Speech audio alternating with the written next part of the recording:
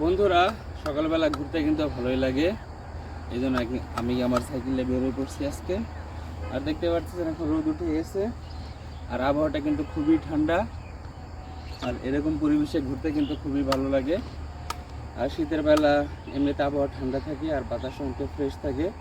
তো এই বাতাসে যদি আপনি আপনার লাঞ্চে ঢুকাতে পারেন, তাহলে কিন্তু দেখা গেছে যে আপনার ফুসফুসের অনেক ধরনের রোগী হবে না। তো আপনারা সবাই চেষ্টা করবেন সকালবেলা বের হওয়ার জন্য।